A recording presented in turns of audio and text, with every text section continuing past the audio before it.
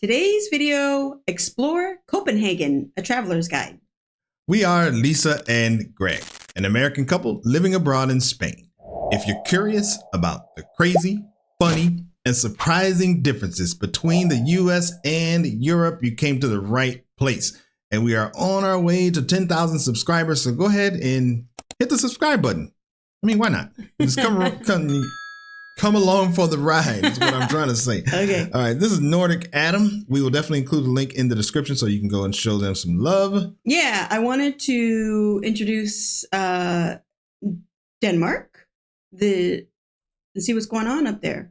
This is Copenhagen, which is their, I believe, is their capital, which is kind of cool. I looked it up on a map, and it's like on an island. Yeah.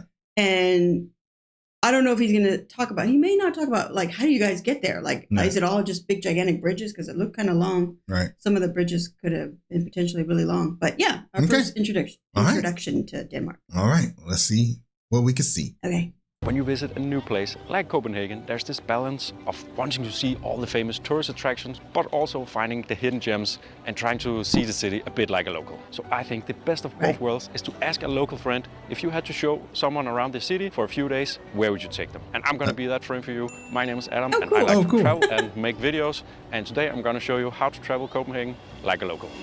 Oh, cool. All right. Oh, that's neat. Yeah. Because usually you see, non whatever, you go to France and Americans are touring and they're looking at the tourist stuff. Right. So this is kind of cool. Yeah. Like a local.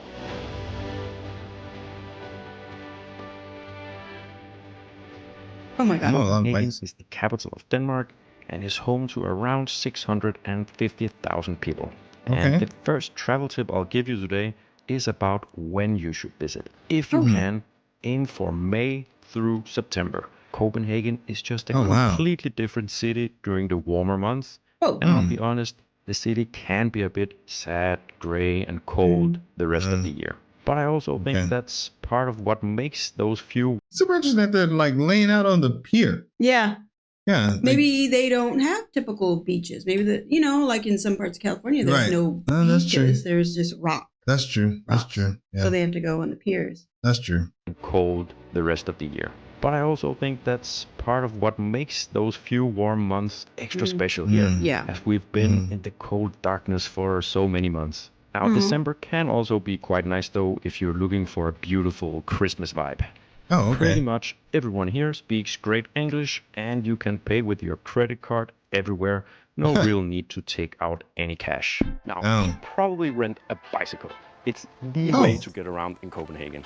I mean, I think I'm 28 and I have never had a car. I just don't need it. It's really easy to get around the city, just walking or biking or using public transportation. I mean, in general, public transportation here is fantastic. And if you want to save a little bit of money on accommodation, you can just stay a little bit outside the city, near a train station, and then you can quickly and easily get to the city.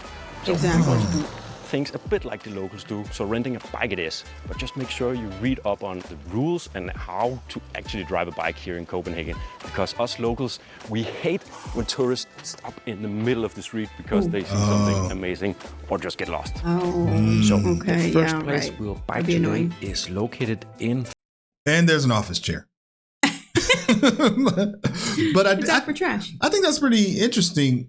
I think it's the first place that I've heard in the videos we've been watching where you can rent a bike. Rent a bike.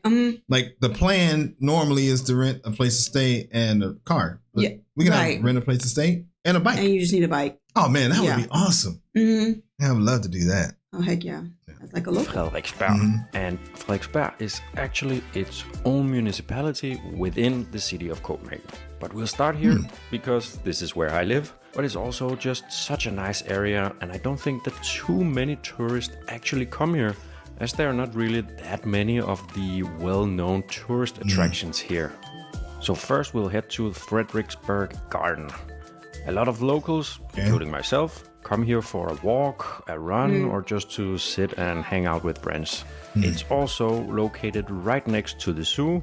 And from inside the gardens, you can actually get a completely free view of the elephants. Oh, cool. Wow. We love zoos. Yeah. Aww. Here garden is also this beautiful castle, the Frederikshavn Castle, which used to be a summer residence for the royal family, but now it is a school for officers in the Danish army. Oh, Exiting the gardens on the east side, our next stop is to head down Frederiksberg Allé, which is basically a large avenue that connects the gardens and the castle to the city center of Copenhagen. This is probably my favorite street in all of Copenhagen. It gives some real Parisian vibes. And a little fun fact about this road or avenue is that when it was built about 300 years ago, it was built to connect Copenhagen to the king's new summer residence, the Frederiksberg Castle that we just visited. And for many years, the whole road was locked off, so only the king and his court could use it, which I find kind of funny. Now it's a pretty expensive residential area. There's also a bunch of theaters here and quite a few restaurants. Now, finding a place around here to have lunch could be a pretty great idea. I'll instead show you what you should be ordering for lunch here in Copenhagen. Well, in Denmark in general. Food. But do you guys also, do you go downtown to eat? Like, we don't go downtown to eat anymore. Oh, here? Because it's just it's too expensive. Yeah. When there's a bunch of good things outside of town. Well, what I was going to say was that on that too, but before that was that that road was built 300 years ago, which is older than America. Yeah. It's still so fascinating. Yeah. We're still like, what? Right. And then also, what I'm noticing is it doesn't seem very touristy. Yeah. Like there's really not, even the city center that he mentioned, like, it didn't look like I saw a lot of tourists. And it just looked like people lived there. Yeah. It's underrated. It's not. Which I think would be super cool. Yeah, I would love that. Yeah. So, that's why I think I'm attracted to places that aren't so touristy, like going up to northern Germany or eastern France, or places that aren't so touristy. So you really see it and experience it. Why are you trying to show off like you know all these places? Northern Germany, eastern France. Shoot. Okay. Go to a restaurant and actually order it myself. I will now go home and make it myself. Oh. Not just bikes. Wouldn't like this bike lane. Mm-hmm. Yeah, he might have some choice words. Yeah, he would have some choice words about this bike lane. Yeah. Oops. All right, so I've made it back home, and the dish that I recommend you try while here in Denmark is called smørrebrød. It's basically rye bread with stuff on top. Let me explain. So this is actually what I have been eating for lunch pretty much my entire life. Oh, wow. I don't suggest that you go and make smørrebrød yourself at your hotel or wherever you're staying. But at least you'll get an idea of what it is. And again, how the locals do it. So we're basically just putting on some kind of butter here, fake cheese, some salami. Now with the salami, you'll want to put remoulade. And what I suggest that you do is to go out and find a great smørrebrøds restaurant. So basically a restaurant that specializes in making this. Then it'll look a bit more like this. And it'll be a lot more. Wow. What I got here is the budget version. So I'll enjoy my lunch, and after that we'll head towards the city center. That's cool. So it's like it's like tapas here, which is like an appetizer size. So you can have multiples and try it. Yeah, multiple things on top. Yeah, and it's just, I've seen that somewhere else where it's like cold cuts but he had some kind of spread on it. Yeah. But that's just, I think the Germans do that in the morning. Remember he had like cold cut, a lot of them. Was it like that pork? Yeah, the pork spread. And then the cold cuts on bread. They put it on rye bread. I'm not a fan of rye bread in America. Yeah. But I would definitely give it a try. I would absolutely give it a try. And it's probably amazing there. Exactly. Yeah. I'll park the bike here at Rådhuspladsen, the City Hall Square, as it's a pretty centrally located spot from where we can easily reach all the other attractions. And well, from here, we'll just start walking. Oh, wow. Now, the first thing to do here is really just to wander the streets and get a little bit lost and check out all the beautiful buildings and great shops. When you get lost down the gorgeous streets and alleyways, you might come across a place like this, one of Copenhagen's oldest stores, a tea shop which opened all the way back in 1835. Oh, wow. when we're done window shopping, it's time to head over to Gammelstrand to get our first glimpse of the Copenhagen Canals. Oh, cool. Oh. Those are where all the people are. Of course, water. Yeah. There's always a lot going on here, and if you look below the water, you might be able to spot the underwater statue, Agnete and the Merman. Oh! What? That's cool. The underwater statue, Agnete and the Merman. I wonder if over time it just opposite side of the canal, you can't help underwater. but notice the enormous Christiantown Palace. It was home to the royal family for 800 years, but now it houses the Danish Parliament. You can buy a ticket and tour around the old rooms and get a real sense of the royal history. Easy to miss, but worth a visit is Bibliotekshavn, which sits quietly just around the corner from Christiantown Palace. It's a beautiful and calm garden where you can catch your breath after all the walking we've already been doing. And if you have your bicycle, it's really easy to get between all of these locations here. And same with public transportation, you can easily get to places that are very close by. And if you want to get in your 10,000 steps, it's also very possible to just walk between all of these places here. No trip to Copenhagen would be complete without a visit to the picturesque wow. There goes all the tourists that I was there they are. there they are. We found them. But that's good, though. Because of this video, we'll just stay somewhere on the outskirts. Yeah. And then we can go into town and leave all the tourists behind. Yeah. The colorful buildings date all the way back to around the 1680s, when the harbor was busy with sailors and traders. Now it's probably Copenhagen's biggest tourist magnet, and it's a great place to grab something to eat, or if you want to do like the locals, get a sandwich and a beer and enjoy the scenery sitting by the canal. Oh, cool. If neither of those lunch options are for you, I might have what you need. Walk towards the end of Nyhavn on the right side of the canal and cross the bridge you see here. Once across, you'll get to this little area which is called Broens Gadekøkken. And it's basically a small selection of great street food. Cool. See, we got to save this so we can go back and watch this. Yeah. So we'll remember going over that bridge. And like I said, that's going to be so cool. It's going to be great. Gadekøkken. And it's basically a small selection of great street food and drinks. Street food.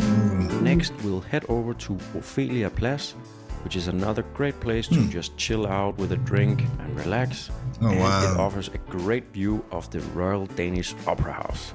Oh, if we cool. keep walking just a few minutes down by the water, we'll make it to Amalienborg Palace, which is the current home to the Danish royal family.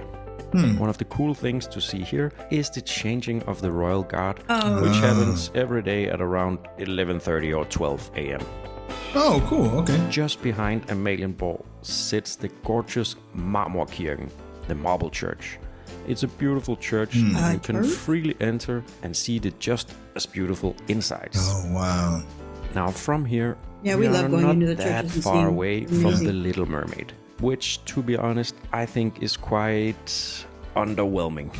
But since it's really close, we might just have a look. And what is perhaps the most enjoyable is obviously it's a on the list of stuff to see because it's got all these people there. But why? I don't know. Well, I mean, that's kind of like what he's saying. It's underwhelming. He's like, Since it's really close, we might just have a look. And what is perhaps the most enjoyable is to watch all these other tourists trying to get as close as possible to this tiny statue.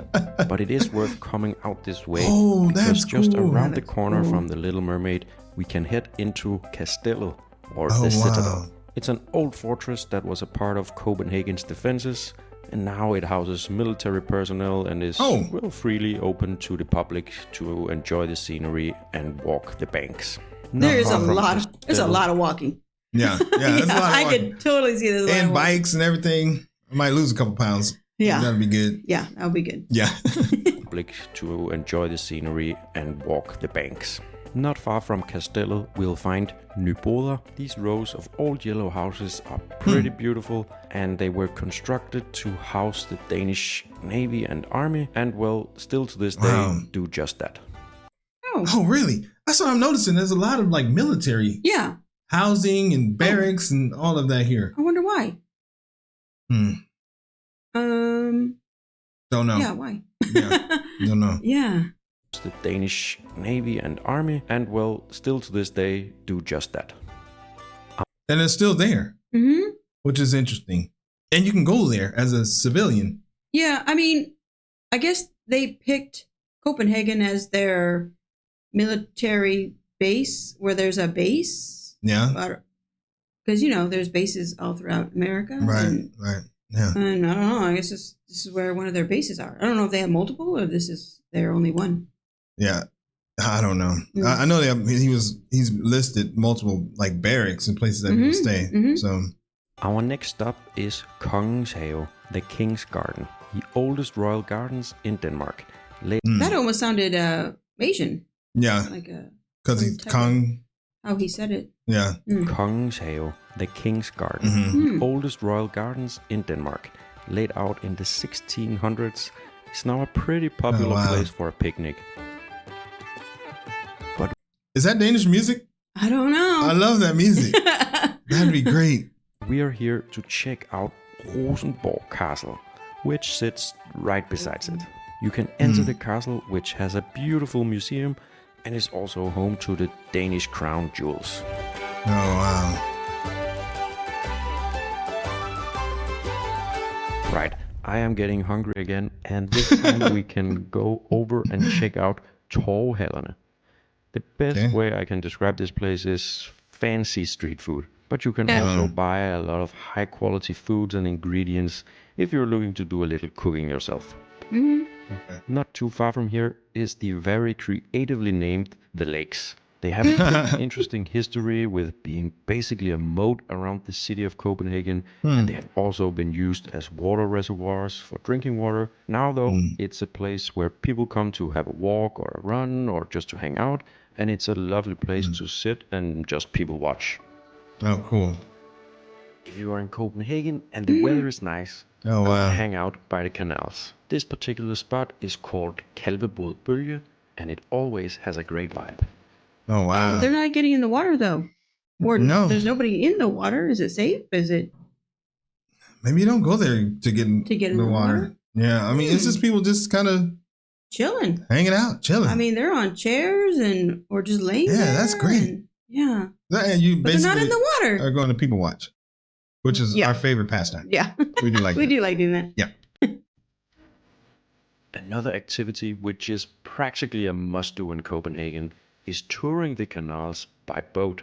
Oh, These cool. large canal boats is a popular way to do it, but I recommend having a look at these smaller boats that you can drive yourself. GoBoat is a popular company to go with, or if you want the private tour, but with a captain, you can check out Hey Captain. Oh, wow. He's even giving you like companies. We can't forget about Tivoli, the old amusement park in the middle of Copenhagen. What? Very much worth a visit if you have the time, as you can easily spend a whole day here. It can also really add up cost-wise, as the entrance alone is $22. Oh, wow. And if you want a ride pass, that'll be around $38 on top of that. Oh, expensive. No, that's kind of expensive. That's weird. I mean, for the ride pass, I wouldn't say it's expensive. I mean, if you go to Disneyland in America, you're gonna be paying like $120 to go just for one day. Yeah. So I wouldn't say it's like super expensive, but yeah. And I would not be riding any rides. Why not? Hello, too old. Oh, would you ride rides? Yeah, ride. That ride looks calm. Okay. Yeah, we've ridden. I know. That was like 10 years ago. Ridden rides. Oh, God. Here we go. But a really great. We don't know English. Yeah. On top of that, expensive, but a really great experience. A visit to the part of Copenhagen called Christiantown is also very much recommended. It almost has that same feeling as Nyhavn with the old colorful buildings, but it's a lot less busy. When you're near, you'll likely notice the beautiful spire that sits on top of the Church of Our Savior. It's really unique, and if you're there, you can pay around $10 to climb the spire and get a great view of the city. That's probably worth it. Yeah. Another popular thing to do in Christiantown is to visit the famous free town Christiania. It has a super fascinating history of being sort of an independent hippie community within the city of Copenhagen. I certainly recommend you learn more about Christiania if you're interested, as I could easily fill a whole video just about this place. Oh, wow. That's cool. Thanks a lot for letting me show you around Copenhagen, and yeah, please let me know if you found this video helpful, and I guess the only thing that's left to say is that you should enjoy your trip to Copenhagen. Oh, that's great. Oh, that was great. Nordic Adam, that was a great video. Another place to add on the list. Another place. All right, let's see what the people got to say. Any thoughts on the video? Just how do you get there? How do you guys all get there? I mean, yeah, how do you get there from, say, Germany? Oh, like how do you get there from Germany? Like driving? Driving? Is there a train? I know it's an island to get to Copenhagen, so there has to be something besides just being able to drive there. Right. Mm-hmm. Right. All right. So I love seeing these same places again. I spent a month in Denmark in 2022, and I need to go back. I can't tell you why, but it's the happiest I have ever been. Absolutely perfect. Oh, cool. Oh, wow. Finally, a local guide to the city. Mm-hmm. I'm planning a trip to Copenhagen, and this is the best video tour I've seen so far. Really gives me a sense of what it feels like to live there, rather than being a tourist. Mm-hmm. That's the kind of experience I'm seeking. Yeah, that's cool. All right. Thank you, Nordic Adam. That was a great video. We appreciate it. And as always, thanks for stopping by, and we will see you on the next video. Bye. Peace.